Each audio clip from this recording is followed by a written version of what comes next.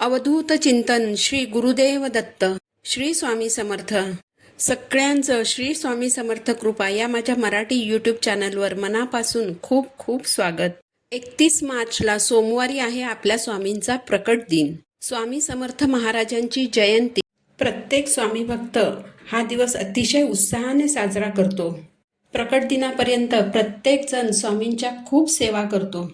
स्वामींच्या प्रकट दिनानिमित्त सर्व स्वामी भक्तांनी 11 मार्च पासून 21 दिवसांच्या सेवेला सुरुवात केलेली असेल. पण बघा, सर्वांनाच काही 21 दिवसांच्या सेवा करणं शक्य होत नाही. बघा, बरीच कारणं असतात.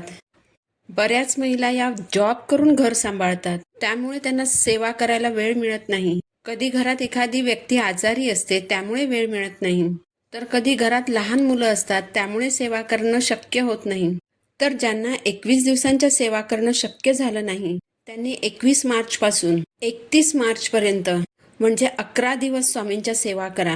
बघा, तुम्ही किती सेवा करता याही पेक्षा तुम्ही किती मनापासून सेवा करता हे स्वामी बघत असतात. प्रकट दिनानिमित्त श्री गुरुचरित्र ग्रंथाचं पारायण करावं अशी बऱ्याच स्वामी भक्तांची इच्छा असते. कारण श्री गुरुचरित्र हा एक परमपावन आणि अद्वितीय ग्रंथ आहे. या ग्रंथाच्या पारायणाने भक्तांच्या सर्व मनोकामना, इच्छा पूर्ण होतात. गुरूंचं पाठबळ मिळतं, गुरूंचा आशीर्वाद लाभतो आणि आपला गुरुग्रह बलवान होतो. परंतु या ग्रंथाचं पारायण करणं सगळ्यांनाच शक्य होत नाही. कारण श्री गुरुचरित्र या ग्रंथाच्या पारायणाचे नियम खूप कडक आहेत. बरेच जण या नियमांना घाबरून या ग्रंथाचं पारायण करत नाहीत. परंतु श्री गुरुचरित्र या ग्रंथातील प्रत्येक अध्यायाची फलश्रुती वेगवेगळी आहे.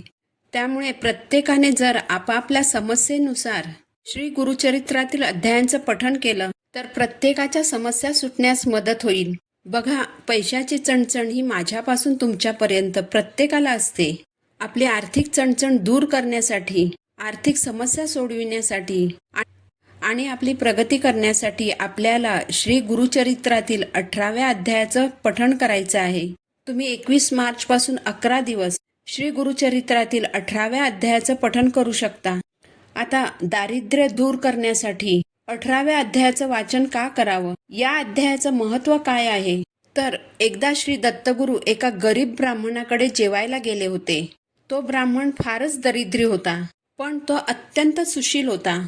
त्याच्या दरवाजात एक भाजीचा वेल होता.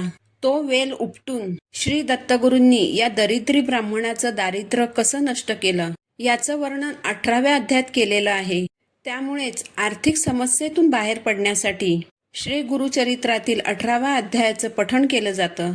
बघा, जर तुमची आर्थिक प्रगती होत नसेल, तुमच्या घरात लक्ष्मी टिकत नसेल, तुमच्यावर कर्जाचा डोंगर झाला असेल, तुम्ही जो उद्योग किंवा व्यवसाय करता त्यात तुमची प्रगती होत नसेल, लक्ष्मी घरात येते पण ती वायफळ खर्च होते, म्हणजे आजारपण, व्यसन, कोर्ट कचेरी यावर जर पैसा खर्च होत असेल, तर तुम्ही 21 मार्च पासून श्री गुरुचरित्रातील 18व्या अध्यायाचं वाचन करायचं आहे. ही सेवा तुम्ही संकल्प न करताही करू शकता किंवा ही सेवा तुम्ही संकल्पयुक्तही करू शकता. जर ही सेवा तुम्ही संकल्प न करता करणार असाल तर 21 मार्च पासून तुम्ही कधीही म्हणजे सकाळी किंवा संध्याकाळी या अध्यायाचं पठण करू शकता. ही सेवा करण्यासाठी कोणत्याही पूजा मांडणीची आवश्यकता नाही. जर तुम्हाला संकल्पयुक्त सेवा करायची असेल तर सर्वप्रथम संकल्प करायचा आहे. संकल्पयुक्त सेवा करताना सेवा करण्याच्या वेळेचं बंधन पाळायचं आहे. म्हणजेच सेवा करण्याची एक वेळ ठरवून घ्यायची. सकाळी वेळ असेल तर रोज सकाळी सेवा करायची आणि तुम्हाला जर संध्याकाळी सेवा करायला जमणार असेल तर रोज संध्याकाळी सेवा करायची. ही सेवा देवघरासमोर बसून श्री दत्तगुरू किंवा स्वामींसमोर बसून करायची आहे. यासाठी तुमच्या घरात श्री दत्तगुरू किंवा स्वामी महाराजांची मूर्ती अथवा फोटो असणं आवश्यक आहे. संकल्पयुक्त सेवा करणार असाल तरी देखील पूजा मांडणी करण्याची आवश्यकता नाही. संकल्पयुक्त सेवा करताना सकाळी लवकर उठून नित्यकर्म करून देवपूजा करायची.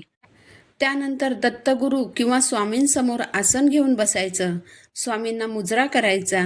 स्वामींना आपली आर्थिक समस्या सांगायची. स्वामींना अनन्य भावाने शरण जायचं आणि मगच 18व्या अध्यायाच्या पठणाला सुरुवात करायची. 18व्या अध्यायाचं पठण करताना मोठा श्री गुरुचरित्र ग्रंथ उघडून त्यातून हा अध्याय वाचायचा नाही.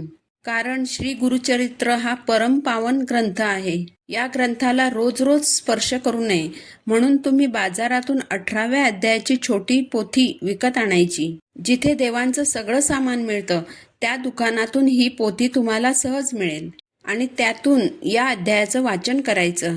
आता या सेवेसाठी नियम कोणते पाळायचे आहेत ते जाणून घेऊ.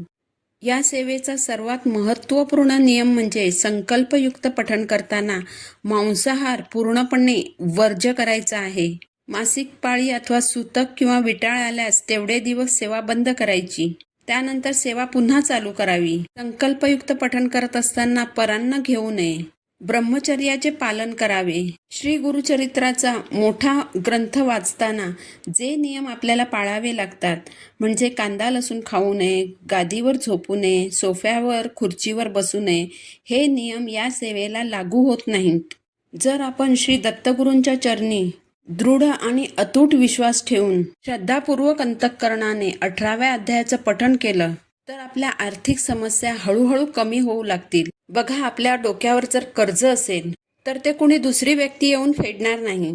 ते कर्ज आपल्यालाच फेडावं लागतं. पण जर आपण स्वामी सेवेत असू, स्वामी भक्ती करत असू तर आपण जे कष्ट करतो, आपण जी मेहनत करतो, स्वामी कृपेने त्या कष्टाला, त्या मेहनतीला यश येऊ लागतं. यामुळे कर्जबाजारीपणा कमी होऊन आपल्या घरात लक्ष्मी स्थिर होऊ लागेल. हळूहळू आपल्या उद्योग व्यवसायात सुधारणा होऊन आपली आर्थिक प्रगती होऊ लागेल. हा एपिसोड जर तुम्हाला आवडला असेल तर व्हिडिओला लाईक करा, चॅनलला सबस्क्राईब करा. पुन्हा भेटू नवीन व्हिडिओसोबत. श्री स्वामी समर्थ.